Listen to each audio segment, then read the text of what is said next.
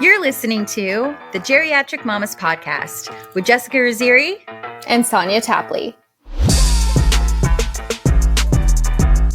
Hey mamas, welcome back to another episode of Geriatric Mamas. Today, we're going to talk about the exciting news that researchers of an ongoing clinical trial might have discovered a way to prolong fertility and delay menopause with a drug commonly used to prevent organ transplants from failing, extending a woman's fertile years by up to 5 years. And the Hills alum, Whitney Port, is sharing her next fertility chapter with women on Instagram. It's a short one, but it's fun. Mm-hmm. There's a bunch of fun little nuggets of laughter and important information. Mm-hmm. So we hope that this information is useful to you. Yeah. Mm-hmm. And if it's not, then why are you here? You know? I don't have that question. I would like you to stay. This is why I'm not in charge of marketing. Yeah. You don't like it? Then fucking leave. No, Jessica, we want them to stay. They need to stay. Oh, okay. Well, then just be quiet. If someday someone wants to volunteer to be a manager and take this off my hands. Yeah. Alyssa? Are you still there? Alyssa. Hello? Courtney, what are you doing these days? Oh, wait. No, I know exactly what she's organizing. Yeah. Have you been? Okay, we need to give Courtney a shout out, actually. And follow cbc.courtney, COURTNEY West. Mm-hmm. For just, she has so many cool, she's been doing some reels of like her before and afters, and it's just, it's literally for organizing. Yeah. Yes. And it's like, she had one video recently that, I don't know, I was probably about to start my period or whatever. I was just like all the feels, but it was like this house that was just really, it kind of looked like a hoarding situation. Like it was just really bad. And the message in there was just like, don't ever be embarrassed, by feeling overwhelmed. And then it showed like the after where it was like all clean and organized. And she's like, it takes a really strong person to ask for help. And I was like, that is so true. And like, what a great message. Cause it's like, perfect. So that means like we can ask her for help. Yeah, exactly. Help me. Do you sense the strength, Courtney? Yeah. No, but I thought it was cool because it's like, it's like, don't, like, you're not going to be judged. This is a safe space. She's here to help. She's here to like, because it's easy to get lost and overwhelmed, and I just thought that was really cool. Yeah, in your own clutter. Yeah, but yeah, absolutely follow her. She's been killing it with the real game. She's just like living her best organized life, and I'm just I love it. So Courtney, I need you to come organize. Courtney, come organize our life. Yeah, I know you're organizing closets and kitchens and garages and bedrooms, but we need you to come and just organize our life. Yeah. And the podcast. And the podcast for free. Just hope you enjoy this episode. Yes. Hey mamas, are you someone who's 35 plus and struggled with fertility, endured a miscarriage, experienced heartbreaking fostering or adoption challenges, or were perhaps flat out told by a doctor that you will never conceive naturally, and despite the odds, eventually found your happy ending by becoming a mama? Send us your story at geriatricmamas.com. We would love to feature your journey to motherhood on a future Geriatric Mamas episode. Yeah, we're just jumping in. We're all warmed up. We're ready. My voice is ready to go. We got a little loose. Yeah, my voice is not. It's it'll be amazing if I can get through this episode without having a major coughing fit. You might need like cough drops and stuff or whatever. Yeah, but then you'll hear like the clanking around in my mouth as I'm talking, and then it'll probably fall out, and then like that's not cute. So I'll just try to keep my shit together. I'll just go on mute. If it's my turn to speak and you just like see nothing, but I look like I'm like choking over here, just give me a minute. Like half of our Instagram videos, when I go on mute when you're talking, and the only reason why I went on mute is because I couldn't stop laughing at something you were about to say in the topic, and I'm making the weirdest faces, and people probably I love when I'm like, it's so funny because usually I'll have our outline up and it's blocking like the videos, so I don't see the videos as I'm reading. And so when you're on mute, I'm not seeing you laughing. I'm not seeing your expressions or anything. And so sometimes if there's like a word I'm like tripped over and I'm like, am I saying this correctly? Yeah. And I just see you sitting here being like, it's like cricket. Yes, that is correct. I'm just like laughing in the edit because it's like so funny. That happened like 2 weeks ago. You were literally just staring at the screen. You're like, well, I think I'm just going to pretend like that word doesn't exist. Because I didn't know, and because I wasn't trying seeing to talk you. to you the whole time thinking I was. Yeah, and I didn't see you, so I was just like, yeah, I'm just going to go with it. I'm just going to say it like that, and we're just going to go with it. And you're just like, like thinking I'm like listening. I have no idea that you were doing all that. It's just like a nice little like surprise in the edit when I just see what's actually happening. Yeah, it's so funny. It's wonderful. I love it. So I haven't really been able to watch the Olympics at all, but I mean, spoiler alert. Remember last week how I was like, I really want to watch gymnastics or whatever? Well, yeah, I didn't get to do that, but it's definitely like everything's been popping up on my news feed in the middle of the night. So of course I'm scrolling and I see this girl, Nada Hafez, and she competed at 7 months pregnant for fencing. Did you see that? Can you do that? Like, but is that safe? I don't know. Did she tell someone? I don't know. Did they have to? I don't think they have to take a pregnancy test, obviously. I mean, but like 7 months, like 7 months pregnant. Me at 7 months pregnant. Yeah, I mean, going to the bathroom felt like an Olympic sport to me at 7 months pregnant. So like, I don't understand like the idea of fencing. I mean, I feel like that's what's keeping her like intact. Like she's able to go to the bathroom, but she doesn't even look like she's 7 months pregnant. Like that's crazy. She looks amazing. Her. Yeah. So I think it's like one of those things where like if you're already active and then you get pregnant, it's not a shock to your body that you're crazy active. Yeah. But if you're like a slore like us and then you get pregnant and then you're like, I think I'm going to start fencing. That's when that's what the doctor says you shouldn't do. Right. That's when the doctors are like, hold on. Yeah. I don't think that's a good idea. Yeah, it's reminding me of Charlotte from Sex and the City when she was like so scared she was going to lose the baby because she finally got pregnant and she was a runner. Like she ran every day avidly and she was so scared. Yeah. And the doctor was like, no, like you can run because you've been running. It's not something new. And so she finally like picked it back up again. You know what this reminds me of? This is like totally off topic, like complete opposite direction. But do you remember when we were in beauty school? I'm not going to mention names, mostly because I don't remember the names, but I wouldn't anyway. But do you remember in beauty school, there was a girl that I don't know. I'm laughing because this is uncomfortable and I can't believe I'm about to say this. Not because I think it's actually funny, but there was a girl that was pregnant and she was smoking. Do you remember that? And she would smoke. Yes. And she was like, actually, I talked to my doctor about it.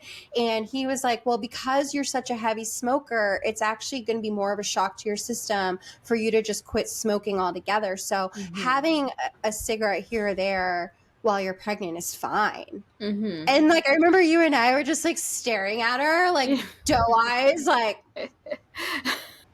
I think you need a new doctor. Yeah, maybe. Just a hunch over here. Maybe we'll go with someone else. But I'm pretty sure your baby's an ashtray, so you should probably figure that out. Do you remember that? I do, vaguely. I remember the person that you're talking about. You know exactly who I'm talking about. I know exactly who you're talking about. I think I see her around from time to time. Like, I don't know that I'd be able to pick her out in a lineup. So highly don't recommend on that. Yeah, no, me neither. I've been like catching little like parts of the gymnastics here or there.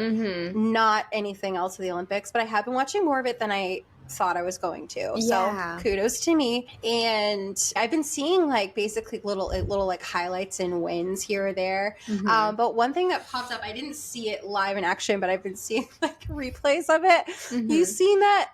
I think it's like that French man who lost was it the javelin or the pole vault with his dick? With his pole? With his actual pole? Yes, with his giant dick. He like lost the Olympics because of his giant dick. Could you imagine training your whole life for something and you're like, really tragic. You're in the Olympics and then you're finally there. This is your moment. And then you're like fucking giant ass dick ruins it for you. So, and it's like on Reddit, obvious, like that's what it was. There's no like guessing, right? If maybe that's what caused him to lose. It's like no, that was definitely what it was. So on Reddit, there's a video. The video I'm sure is everywhere, but this is the first thing that comes up when I Google it. So it says, a French pole vaulter did not make it to the Olympic final because he knocked the bar off with his penis during his jump. Okay, so I watched the video, and I'm just curious here. I just need to ask this question. Why was he not wearing a cup? Because you can see every single, like, this video's in slow-mo, so I'm sure you can imagine what we're seeing if he's not wearing a cup. So he should probably, because, like, that probably hurt like hell. Like, Did you see? No, I didn't. Now I need to play it again.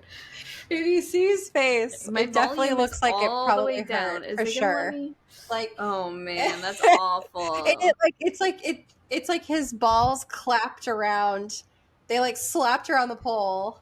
Yeah. Ugh, it's not letting me play the video again. It's like, you've seen enough here. You've seen enough.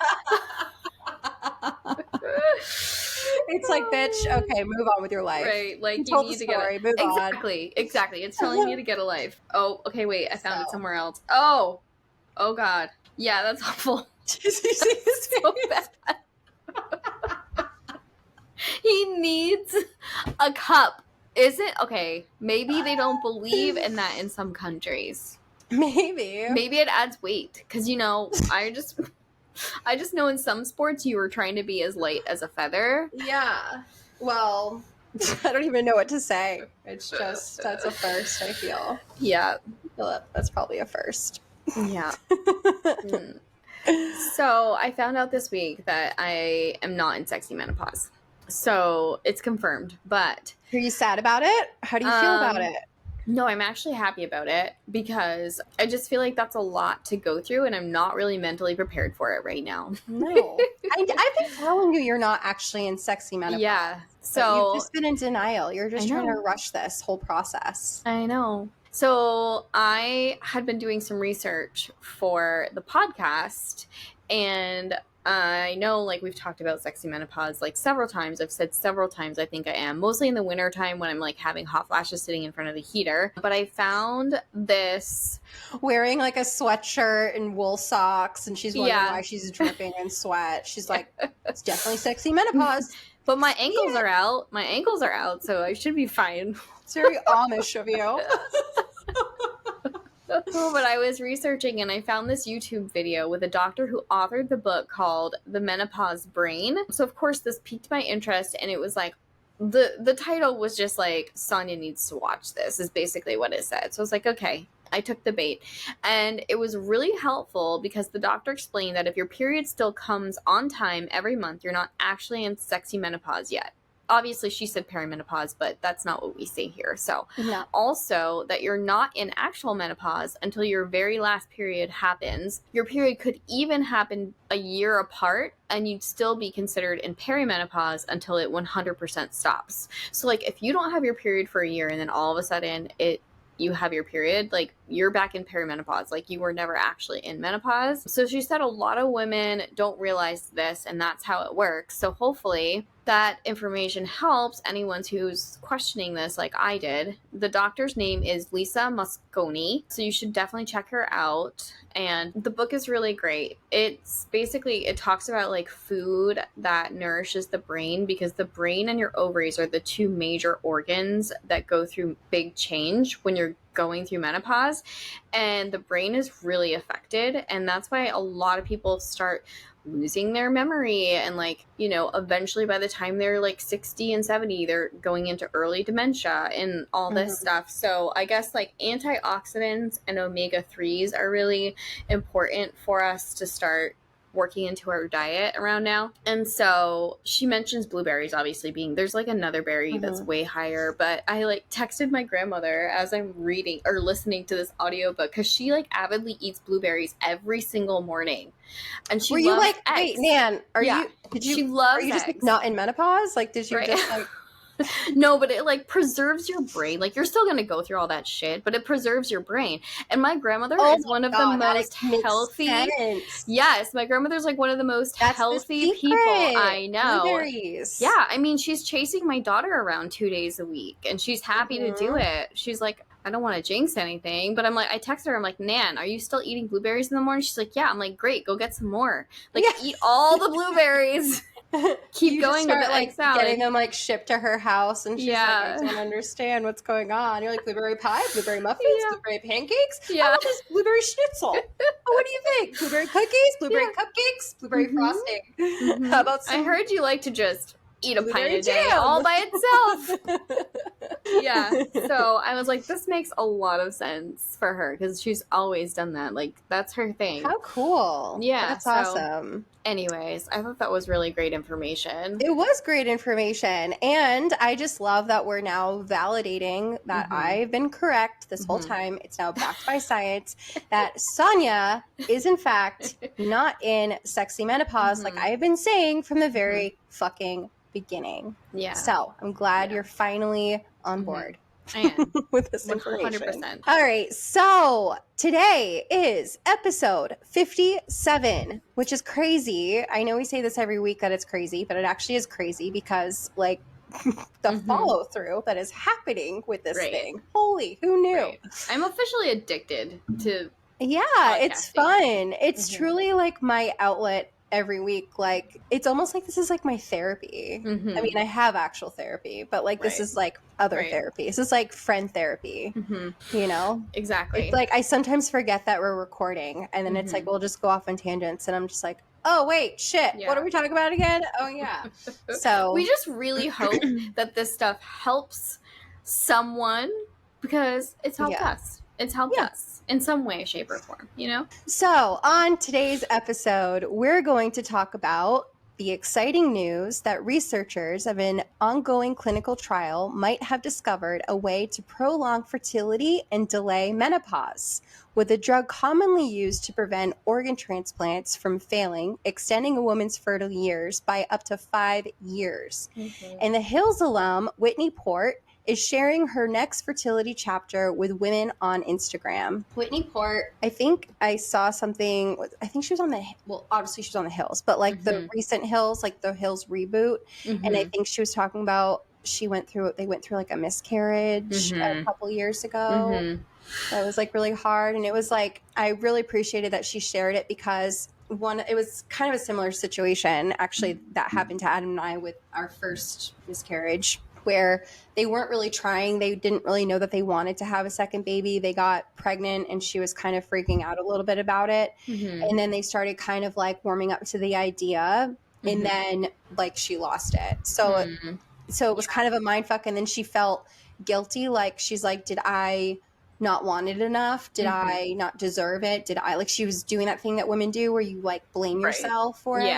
Yeah. So it was just really heartbreaking, but I really appreciated it's really relatable. It was so relatable. So I really appreciate her saying all those things. And because it was like, it's stuff that I had never actually said out loud before. So to hear somebody else be saying, you know, it was just like, okay, like I had that too feeling, you know? So no, 100%. So our first topic is an article posted on CNN states that a commonly used drug called rapamycin may extend women's fertility by restricting the number of follicles being recruited and activated per menstrual cycle. While it's still too early to say whether rapamycin could be the future of fertility treatments because we'll need to wait 2 years now for the clinical trial to finish, there is some reason to be optimistic about the findings researchers have reported. Numerous studies in mice have shown that rapamycin is beneficial for many aspects of aging, including fertility. Rapamycin is a bacterial compound that allows cells to survive longer in lab settings. It's commonly used in organ transplant patients to dampen their immune system so that the body doesn't reject the new organ. It's also used to treat certain vascular conditions by slowing down cell growth, such as a tumor. A growing body of evidence shows rapamycin may also have benefits when it comes to aging. Research in mice shows it can counteract age-related muscle loss. A daily dose of rapamycin can also be shown to improve the lifespan of older mice by 10%.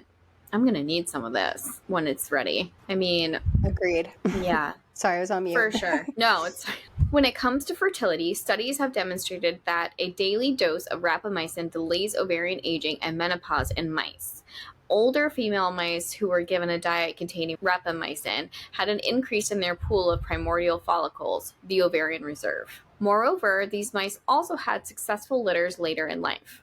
This suggests that rapamycin could have the potential to delay premature menopause in women. But can the drug do the same in humans? This is what the research team has set out to investigate. The team recruited 50 women aged 35 to 45 years who were perimenopausal to their pilot study. For 3 months, women either received a weekly dose of rapamycin or a placebo. The ovarian reserve was monitored by transvaginal ultrasound and several blood tests to detect various ovarian hormones. The research claims the initial results were very encouraging, suggesting that the drug might decrease ovarian aging by 20% in women without any side effects from the drug. The researchers hope that this could mean an additional 5 years of fertility. In women who received rapamycin, only 15 follicles were recruited per menstrual cycle, compared to 50 follicles in women of similar age. With less follicle recruitment, the ovarian reserve seems to be prolonged. The cohort size of initial study was rather small,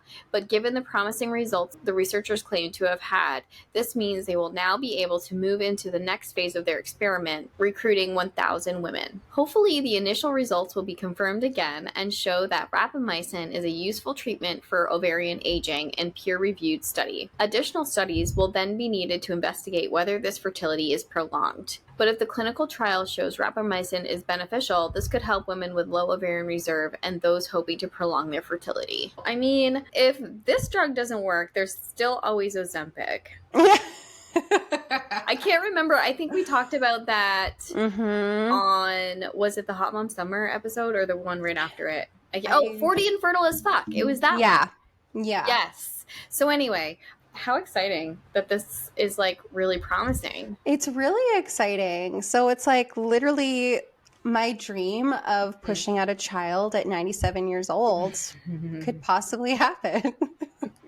Kidding, it's not really a dream. Totally. I wonder like if they up the dosage and it wouldn't kill us or anything. If it It's would not like really a cut dream. it down to like 5 follicles per cycle. Like holy shit. Yeah. Just kidding. No, I that's mean, awesome. This is really good news. And also I wonder what this would mean too for like I understand that this like helps prolong fertility, but I also wonder what this does for women that have been like battling, even if like they're not geriatric, quote unquote, you know, even if, you know, that they've been like battling with fertility issues for a while. I wonder if this would also give them a boost to becoming more fertile in a way too, you know? I don't know. Yeah.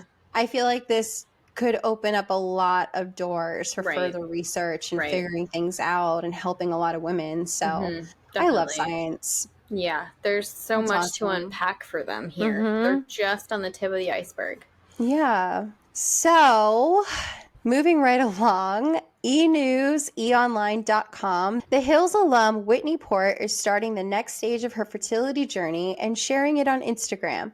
The 39-year-old, first of all, can we talk about the fact that like all the Hills cast and like girls from Laguna and shit are like now 40? Like, I know like we were young when that was on, but like, and like we're all like the same age, but it's just like, it makes just me feel older. So much better. I think no, I feel better because it's like I think of like Kristen Cavallari and I'm like, she's hot as fuck. Right, I'm like, exactly. She's 40, fuck yeah, okay. I would love her money, you know, maybe I'd be a little hotter if I had her money, but whatever. That's another situation. But it's just weird because it's like, I guess I just like, I don't know what I was thinking, like, but it's just like seeing them because they were in high school when it started and then college and then now it's like, I don't know. Yeah. It's just I think you're right though. I think the reason why it does make me feel better is because they all look hot as fuck. So it's yeah. You're like, cool. well, they look cool. Right. So Like, we can either get there or pretend that we're there right now. You know what I mean? Yeah, it's fine. The delusion. I'm telling you. Okay, so the 39-year-old who is mom to son Sonny, that's cute, 7, with husband Tim Rosamond, is keeping it real and bringing her fans along as she continues her efforts to welcome another baby. On July 28th, the Hills alum detailed her plans for the next egg retrieval in a Get Ready With Me video on Instagram. Noting that she was heading to the doctor for a baseline ultrasound, Port told her followers that she would be starting her injections at Spring Fertility. I'm feeling definitely better than my last round because I know a little bit more what to expect. I felt the same way. Mm-hmm. As much as you don't want to go through it all over again, you're like, you at least know what to expect, so it's a little bit better. Right, exactly. Port shared, adding, and I just have so much trust and faith in my doctor. That's important. Despite being familiar with the process, the fashion designer admitted to being a little bit scared of the injections as she didn't like needles. Girl, I get it. Who does? Anybody that's like, I love needles, I'm just like, let me see your fucking arms. Like, that's weird. Yeah, no, I cannot stand them. I have PTSD from, I don't know, I guess childhood, but like one time I remember I had to go to my mom's doctor's office to get my blood drawn for something because she knew like my issues with needles.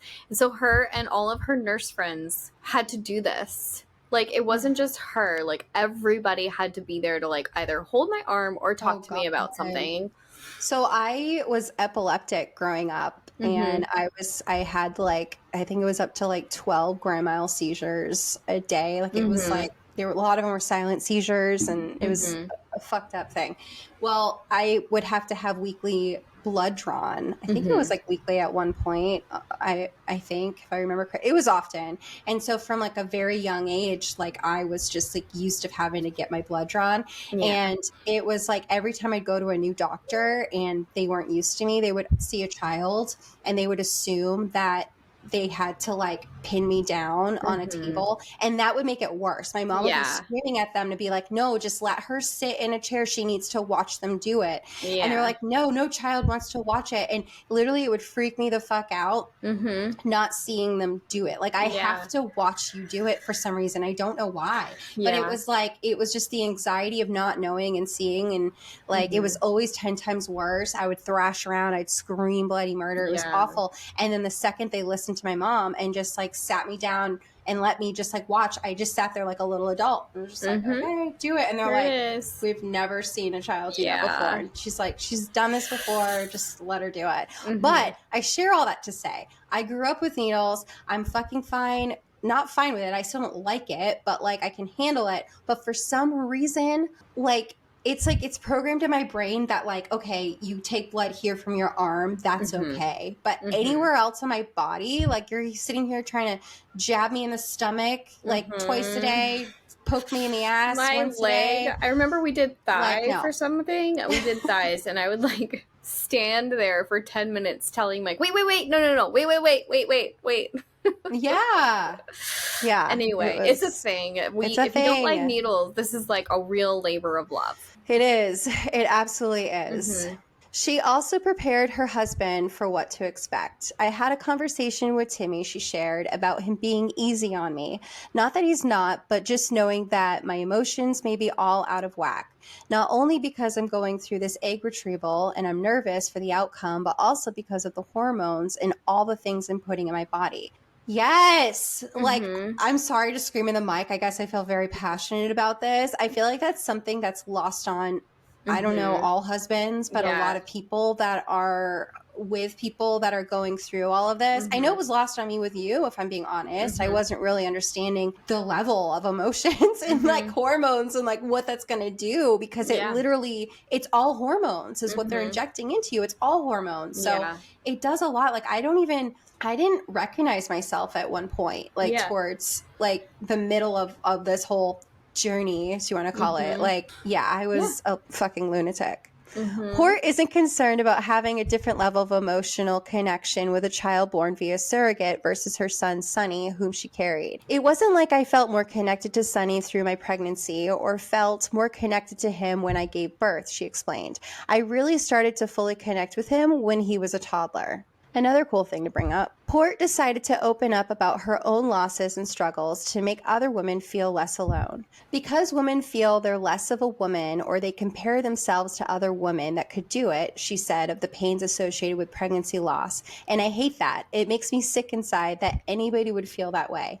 And so I feel a responsibility to talk about that. On July 27th, Port celebrated her son Sonny's 7th birthday with an Instagram post in which she also touched on her efforts to give him a sibling. Especially now as we embark on this fertility journey for number 2, I know we are complete no matter what. Port wrote in the tribute, "You are a blessing. We love watching you grow and are beyond grateful for how chill you are." Port is no stranger to opening up about her fertility struggles. In November 2023, the former reality star shared that she had attempted surrogacy only for the surrogate to suffer 2 miscarriages. Their experience with the failed surrogacy attempt came after Port herself suffered from 2 pregnancy losses. "We found an amazing surrogate and we ended up doing 2 transfers," Port shared on her Wit Wit podcast at the time. "Both transfers ended up miscarrying. The last miscarriage was just a month ago." In July of 2024, Port spoke with E! News about her evolving fertility journey, sharing she feels a lot more empowered this time around now that she's been through it. "After a bunch of tries here with both myself and a surrogate, we're going to do another round of egg retrieval in New York," Port said of Spring Fertility's Dr. Katha Fisher. "And in the meantime, looking for a surrogate for the next transfer." As for how she plans to approach the treatment this time around, Port said she hoped to try to take the guilt completely off the table. Yeah. That's the way to do it. She brings up so many things here. You know, one, I think a lot of people consider IVF as like a guarantee, like, oh, well, you're doing IVF. Oh, yeah, you're absolutely going to get pregnant then. And it's like, it's not a guarantee. You can still miscarry. You can still, you know, things could happen.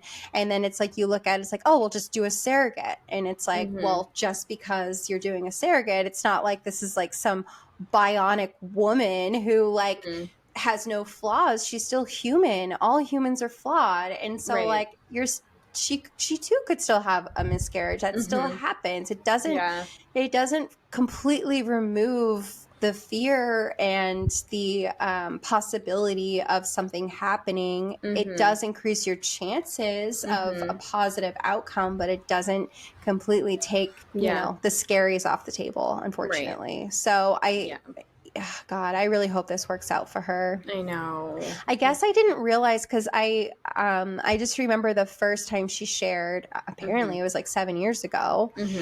And I think I did read that she had a second miscarriage, which is heartbreaking. I didn't realize, I guess I thought that they had a baby. I thought I didn't realize that they've been trying this whole time. Right. I didn't either. It feels like there's just been so many other things like on the radar as far as like celebrity news and all this stuff. So I haven't really been following the whole thing. But I have to say, of like pretty much of all the celebs we come across for IVF and fertility and everything in general that she's been going through, and now surrogacy, which, because I didn't know that her miscarriages were happening from a surrogate. Like I thought they were happening from her. So it's like everything that she's talking about right now is just so conversational. And I know that she's devastated for all of the miscarriages and all of the things she's gone through. I know that it's devastating. But what she's doing is she's really making it comfortable to talk about it. Because like as we're reading this article, it just sounds so effortless, even though it's not. You know what I mean? It just sounds like... Well, I mean, to me, like reading it, it doesn't sound effortless just because I understand the meaning behind the words. But probably to somebody else reading it, to your point, it probably does. It doesn't hasn't been through it and doesn't understand. It kind of sounds maybe like, oh, okay, try it again. But it's not. I just mean like her ability to share it so nonchalantly. I'm sorry. Like I just mean like the way that I don't think this sounds effortless at all, actually. Let me just correct you there. No, I mean her ability to share and be so open. And I know she got practice being open on but it's being still a reality TV show. It's one thing to be open about, example, we're being open about fertility and our journeys and geriatric mamahood. But you and I both have shit going down in our personal lives that we're not Yeah. airing out for the world right now, right? Yeah. And so like there's a difference. You can Mhm. compartmentalize it, and Mhm. like that I'm not one to like air my Yeah. laundry like that. Mhm. And so like I'm sure that would be very, very vulnerable for her, because for Yeah. her for a while it was like her work, her fashion, Mhm. her family life, her friends, Mhm. and it wasn't about this kind of stuff, you Yeah. know? So like it's different. It's just like your take, even though like you've been in the spotlight, you've been talking about things, you've been open, you know, it's Mhm. different. So you know what? Like, because when we were watching Hills, like back in the day, I didn't pay as much attention to Whitney because first of all, it was like Lauren and the other chick who were like a lot. Like I loved Whitney, like, but she Low. wasn't really. Yeah. Lauren and Low Yeah, Bosworth. but I really liked She- Whitney. Like I thought she was funny, but she was kind of like in the background. Well, and yeah, then because she was quiet. yeah, but then like it came out. I can't remember who was telling me. I don't think it was you, but then like Whitney had like a YouTube channel for the longest time where she would, and it's still up. The videos are still there where she would go back and watch the show and she would comment on it. And it's I never so saw funny. it, but I heard about it. She's I like, think yeah, I saw it I on was. Twitter or She's something. like, yeah, I was so high in this scene. It was like they had just asked me basically that week to be on the show, and I was like, sure. So she And was I just high went. the whole time? She was high the whole time. I love her so much more now. I had no idea. Yeah, like I oh my god, watched that the makes first, so much sense. because Okay, she now didn't I even need to know go she was going back. to be on the show. Like they pulled her to be on the show from something, and like she was just like, "Oh, okay, like I'm here." Okay, now I need to go back and rewatch it because that makes so much sense that she Yeah. was fucking high. Yeah, That's and so go find good. the YouTube I show love and that go to the so first go to the first episode of the YouTube show and just like listen to that part, because like there's a lot more. Like that was just what stood out to me. Because there were times where I was like, is she slow? Like, what the hell? It was like, she literally would be like quiet, and then like she'd be like, I mean, and then she would talk very slowly, and then she would somehow get like her face would like get all flustered for no reason, and I'd be like, what the hell? She was always trying to stay out of drama and be Switzerland, but it's really hard to do that when you fucking so good. That is so good. She's like, oh, okay. I don't know. That I'm is just gonna so go over here funny. now. Okay. All right. Now I have a whole new look on Whitney. I need to like go back and rewatch it. That's fucking hilarious. That's so good. But I love her. Like I love her now, and I love her even more after going through this article. And like you reading it too is like a different perspective. Because when I was reading it, I was like researching, and I was like, yes, this is good. I need this. But like with you reading it, I was like, yeah. I mean, she's a really cool person. I love her. Did I just like read the shit out of it? Yeah, you just read the shit out of it. Cool. You killed it. Thanks. Guess I'm done for the day. I guess I'm done here. Mic drop. Bye. Oh my god. Oh shit. Well, hopefully this episode was enjoyable. Well, I enjoyed it. Oh, good. I'm glad that you did.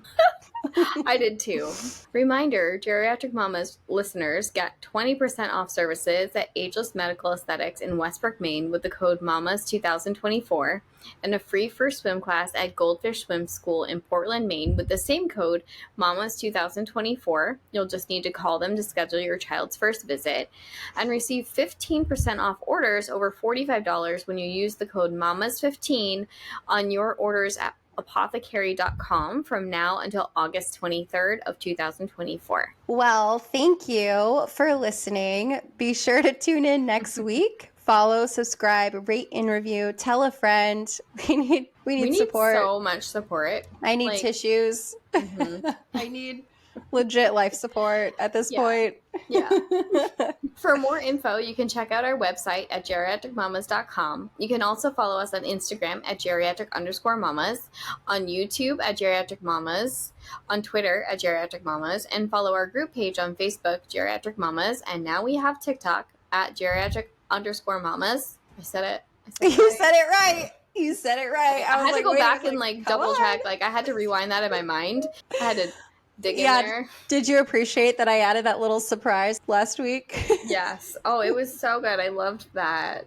I loved it because I was like, did she erase it? And then like right after it went straight into it. Tic tac. It's like, no, we definitely need to include that. Yeah. It was so strong. It was.